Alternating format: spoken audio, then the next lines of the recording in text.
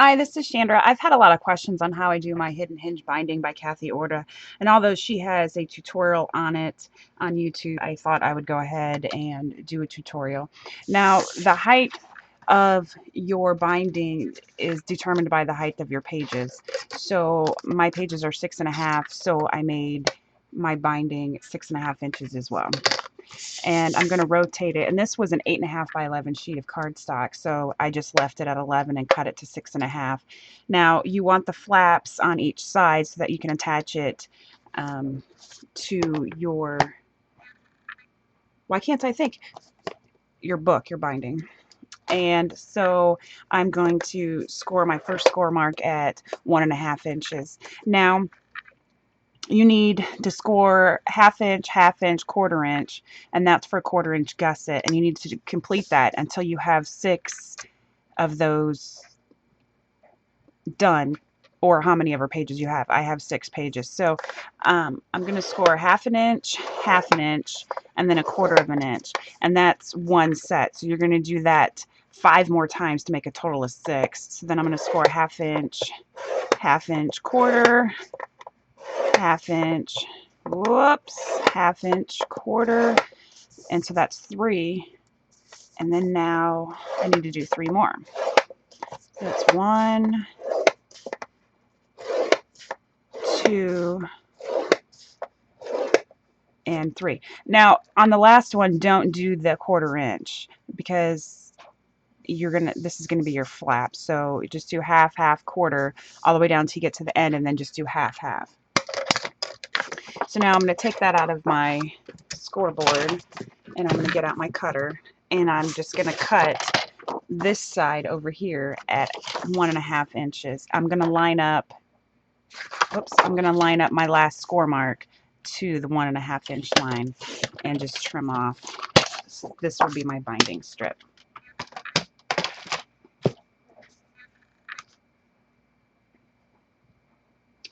All right.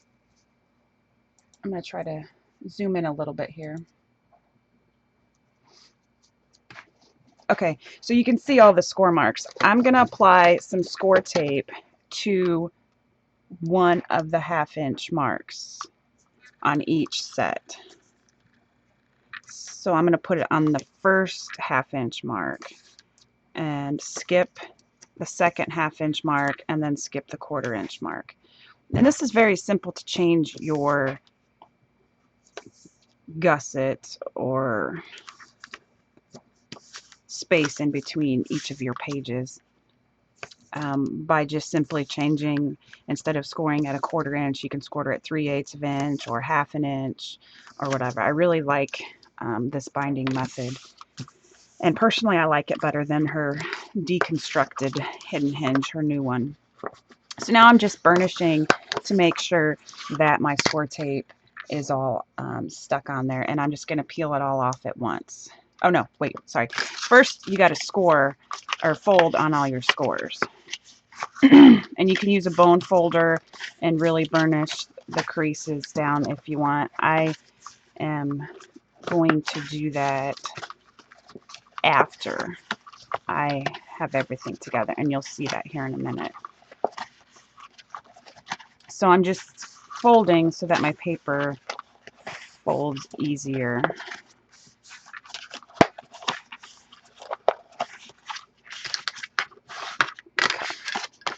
So now, let me get up there back in the camera view for you. I'm just going to remove the tape backing on all of these.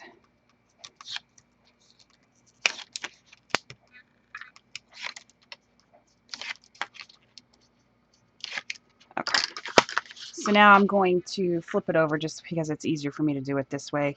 This 1/2 inch mark has tape. The second 1/2 inch mark does not have tape. And so what I'm going to do is fold this 1/2 inch onto the next 1/2 inch that doesn't have tape, and that's going to create our flap. Now when I do that, I am going to use my bone folder and just burnish that. And then this flap is what we're going to use to attach it to the binding. So then there's a 1/4 inch piece, and then there's the 1/2 inch piece with the tape, and I'm going to fold that onto the 1/2 inch piece without the tape. And I'm just going to continue this. I'm going to fold it back. I'm going to burnish that 1/2 inch or that 1/4 inch gusset. So there's the 1/4 inch gusset right here. Here's the next 1/4 inch gusset, which we're going to skip. And then here's the piece with the tape on it. And we're going to put this piece onto the piece without the tape. And then I'm going to fold it back. And then that creates the 1/4 inch gusset again.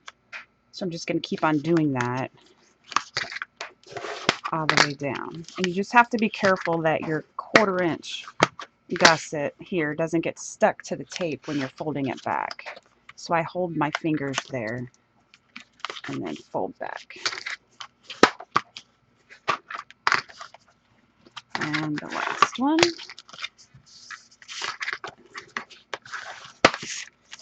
So I'm just going to burnish all my gussets here. Now, to attach this to the album, you're going to want to put score tape on.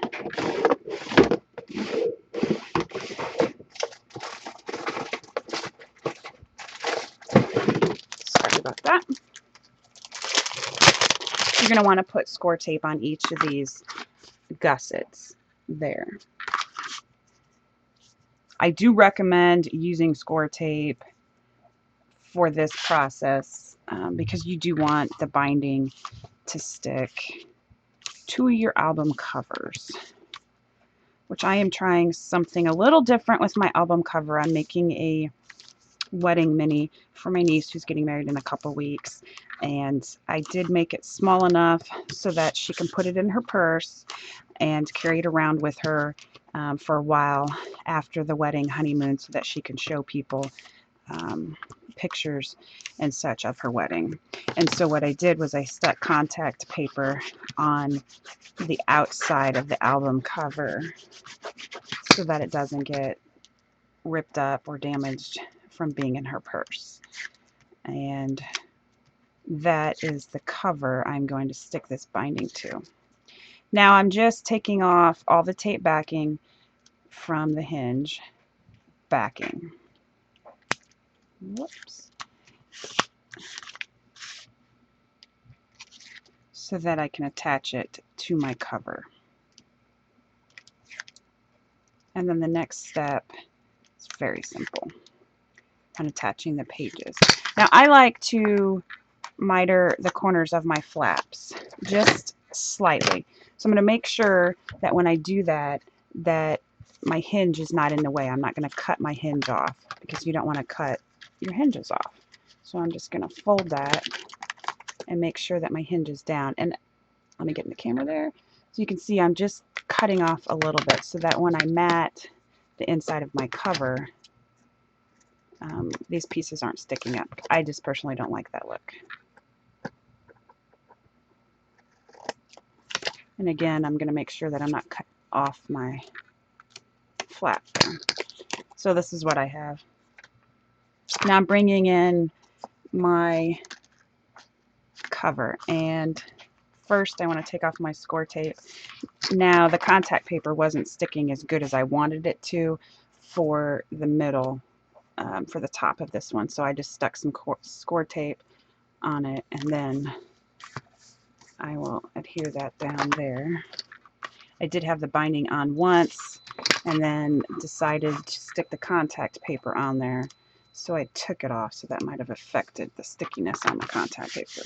All right, so there's my book, and at this point I don't have anything on the front, so I don't have to worry about which is the front and which is the back. This particular, oh, you know what I should have done? It's much easier to miter these corners on these flaps before it's attached to your book. So just carefully, since I already cut off the strips on the tape backing there. Whoops, let me get this off here. I already took off this part from the back. So if I don't be careful, it's going to stick on itself. So I'm just getting out the piece of the contact, the backing of the contact paper, and I'm going to stick that on there so that it will peel right off. I'm going to lift my flaps up here so that I can miter the corners on them all. See, by mitering the corner, your page goes on a little bit easier. And I'm just going to hold it here and cut it off. So I'm just cutting a little triangle off. I'm going to do that on each of these hinges. Now you can choose to cut before or after you add your score tape to both sides of the hinge. It doesn't really matter as long as you do miter them.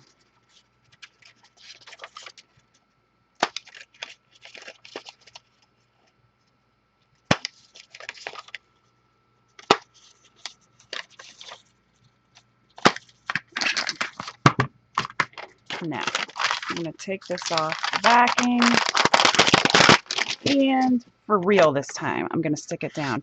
And I'm just going to try to keep in mind the two spaces here to try to get this even. So I'm lining up where the chipboard is missing here with the dots on my sheet here so that I can make sure that I put these two in between here, because you want it to be even. You don't want your hinges to be off kilter here. So I did cut my binding as big as the cover here. It's like I can't work and talk at the same time. So that looks good. So I'm just going to press down now. I'm going to get in between each of these hinges and secure score tape to the back of the album here. And then all I need to do is apply score tape to both sides of the flap. So I'm just going to do that really quickly, and then I will show you how I attach my pages. It's very, very simple, and you just want to make sure that you attach them all in the right direction. And I don't know how many albums I have put together. Put the pages in, have the pages all decorated, add the pages afterwards, and open up the album only to find out that I have put them in upside down, or I have started in the back, and it's a pain in the butt. So I'm just going to again press on both sides to make sure that the tape backing is stuck. And I decided that this is going to be my cover. So I am just folding the book here. Okay, so these are my pages that I came up with for this mini album, and I am just going to zoom out a little bit. And I'm going to peel off the tape backing on one strip at a time, or one flap at a time, I should say. Okay, so here's the hinge right here, and this is what I have put on my page to attach it to the binding here. So I'm just going to stick my finger in here so that it's open, and I'm going to put it over the hinge, starting with the right side, and then fold it down and press. And I'm going to continue to do that until all the pages are in my book.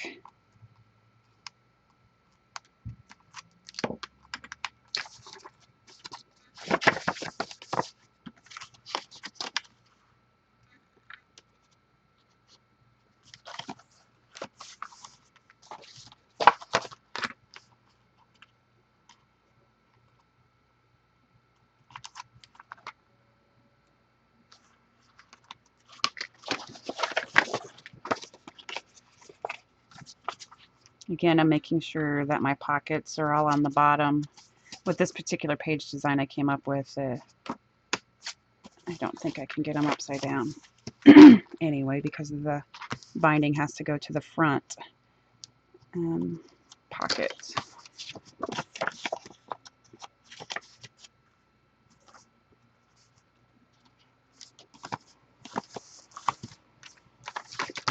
And 2 more.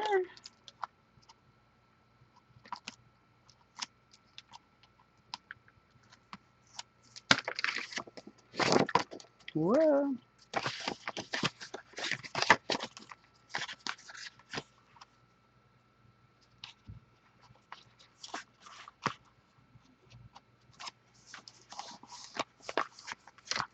And the last one.